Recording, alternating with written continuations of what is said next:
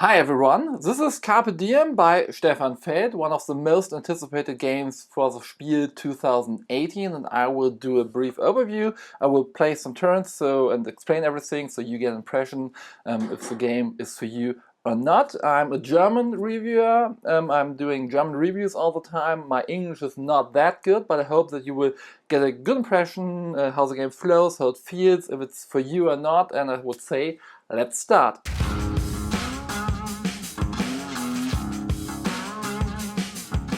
The game is described as an exciting tile placement game set in ancient Rome for 2 to 4 players, and this is the main board. This is the place where you will get the tiles, and how you get them is very easy.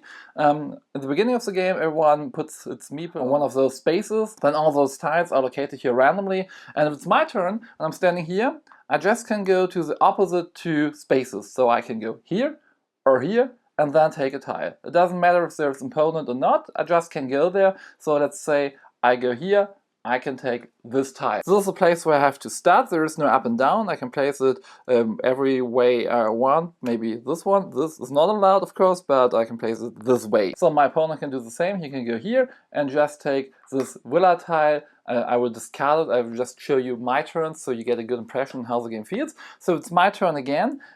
I could go back to here, or I could go even here. So let's say I would go back here, then I can take this tile, for example, or for instance, and this is a small little wine stalk. So the tiles have to match. I am not allowed to place it this way or even this way. I have to continue or finish something I've started. So now I've readied a wine field, and now I get resources.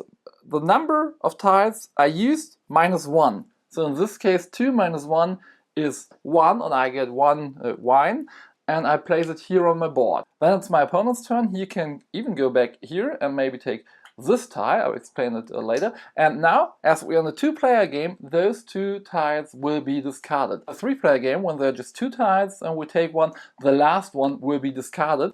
And if we are playing a full 4-player game, every tile will be taken. So now it's me again. Now I can bounce. I can go here, and since this space is empty, I can go back to where I came from or to this tile. Or, as I started here, I can go here. So I could have now more options. I can go here, here, or here. So I bounce here and take this sea or lake tile. And of course, I place it here. And now I finished a small lake, so I get fish. And as you know, not 2 minus 1. So I will get 1 fish and place it here. And those 2 tiles are discarded. And now my opponent could go here and could go this field where you can have a little chicken. And now I could go here and take this tile with the craftsman and the administrator. I'm very, very colorblind, so if I'm saying green to brown or red to green tiles or yellow to green, I'm not stupid, I'm just colorblind. And now I could finish this one, and now I have finished a craftsman, so I have access to this row. And if I want, I can take this gray tile and finish this administrator. And this is a very important thing, because now I'm running forward 2 spaces on this track, and those are points in the end of the game, so I have now 2 points. But also, it's very important if we are scoring. Scoring is very important in this game. Whoever is first here, or topmost, will have the first choice of what he wants to score. Being last isn't a good thing. So those 2 are discarded as well, and my opponent could maybe go here and take this tile, and so now I have many options where I want to go. Maybe I just want to go here and take this, you can get salad from here. And maybe you wonder what those symbols are for. I haven't considered them yet in my building plans. That's a very bad thing. You have to consider them before you start building. Since if I build a merchant, those yellow tiles, in this line, so if a merchant tile maybe is here or even here, so I will finish it here, but I have 1 tile next to this line, then I will get 4 points in just 1 time. If I build another merchant here, I will just get 4 points. So I have to look. A very good space to build a merchant would be here or here, since I have this row meeting this row, so those are the only 2 spaces where I can get 8 points with just 1 or maybe 2 tiles, just 1 building. So this means that I want to have this tile in this row, since here are 5 points for having a salad field in this area. So maybe I want to build it here and I have to, I can't do it this way, but I can orientate it this way. And now I get this little marker, and you recognize the symbol. I can go one step ahead here. Maybe my opponent has already made 2 steps. Those 2 are being discarded, and now it's his turn. He maybe wants to go here and gets this villa. He has a lot of villa tiles, and I could bounce here, here, here, here, and get this one. Place it here, and now I have finished this salad field, and I will get this 5 points in the end of the game, and I will get one of those leaves, having every resource, or nearly every resource now won. Now it's his turn. He maybe wants to have this. It's a market tile. He just gets 1 coin. Coins are very important in this game. And I want to have a fountain in my area, so I get this tile. It's a fountain tile. And maybe here's a good place for the fountain, because I will get this Banderole, it's in German, moving 1 space ahead. Now I can take this pile and get the topmost 2 cards, look at them and choose 1. Those are endgame scoring conditions. This means for every lake I have in my area, I will get 2 points. Right now I have 1 lake, I will have 2, I hope, and this means for every bakery I will get 2 points. Bakery are single tiles, so like the fountain, I place them and they're finished. So maybe this one will be easier for me to achieve, but this I already have achieved. So I have to decide now, which one will I get? It's a hard decision, and since it wasn't so much, I was thinking I would take this one and hope that's a good decision. Maybe in the end I will have a lot of bakeries, and but we will see. The other card will be placed at the bottom of the deck. Those 2 tiles have to be discarded, even those. So I started the round, and my opponent goes here, takes maybe this one, those are discarded, and that's the first round. Everyone should have placed 7 tiles at least right now. 2, 4, 6, 8. I placed 1 tile more because I built the craftsman and I got access to another tile. Those tiles won't be replenished. If they are empty, they are all gone. And now we're coming to the scoring phase. Whoever goes first here will score at first. Means he takes a disc and places it on one of those rounded spaces between 2 cards. And you have to look so that you have a location where you can get a lot of points because you're able to complete them. And I didn't play it very well. And for me, this place is very interesting, since lakes and vineyards will give me 3 points each. Every lake I finish will give me 3 points. Every vineyard I finished will give me 3 points. And only this time, I'm placing this tile here now, I will score it. No one will be ever able to score those 2 tiles again in this combination. My opponent can, if he want, place a tile here and score his fish, gives them away, and will get 4 points for each pair of fish and for each vineyard he has built. But this one isn't allowed to score for anyone else, and in later rounds it will be not scored again, only this time. So I have 1 lake, 1 vineyard, so I will get 6 points. There are point cards. The first player starts with 8 points, 9 points, 10 points, 11 points, and so on. If you're playing a 3-player game, getting last seems to be a bad thing, so the third player will get 13 points. When we start playing the game, we thought, okay, you're getting points in the beginning, so you will need to trade them away or give them for some things. No. You just get them. They could have made 0 points for the first player, 1 point for the second, 2 for the last. Maybe there's an expansion upcoming where you must trade those points. I don't know. But now I got those 6 points and have 14 points right now. So my opponent has to choose a space as well. It can happen that you play the first round and you are only able to score 1 of those or nothing at all. It can happen, it's rare, but it can happen. Then you have to look, okay, my situation is this. Maybe I can score those in the later rounds, but my opponent, he built a lot of villas and have a lot of chimneys. I don't know if it's the right spelling for the word, in his villa. And yeah. So he can place this tile here. Maybe he doesn't get, but he avoids me getting points for this in future rounds. And one more thing, money is important, because if I would say I will fulfill this one, and maybe I just have fish and a leaf but no chicken, I can take 1 money for the chicken, so I have 5 points now. And if I have more money left, if I have 3 money left, I could fulfill this one again and get 10 points for it, but I just have 2 points, 2 coins, so I can say, okay, I will save them for later, or spend them now for 2 leaves, and so I have 7 points in total. So the next round is started by placing those tiles in random order on those fields. And now the second round would start the same way, me going here, him going here, taking tiles, building them in the places. You see, this tiles doesn't finish a vineyard, you just can make them longer, so you get more wine for it, making 2 more points. Or here is some times there is one around the corner. Those are not very often. I think only 1 or 2 of each kind are there. But let's take a look at the other buildings. With the administrator, I go 2 spaces ahead in the point scoring track, which decides who scores first and even the points in the end. Those are bakers. If I build a baker or finish the baker, I get 2 bread. And bread is very important, since maybe I start my round here. And I need to go here because I want this tile so much and I just can't get it. I could spend the bread and then I can go just here. I can go everywhere I want. I could even stand here. Normal rules are saying you have to move. You can't just stay here and take a tile, but if you're eating bread, eating just takes some time. You're standing here, you just take a tile. If you're able to get 3 bread, when you're scoring any area here, maybe let's say I would score this, I give 4 fish away, get 8 points, and have 3 chimneys in my villas, I would get 1 coin and would move 1 space ahead.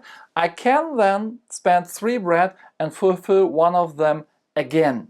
So I can take 4 points, move forward.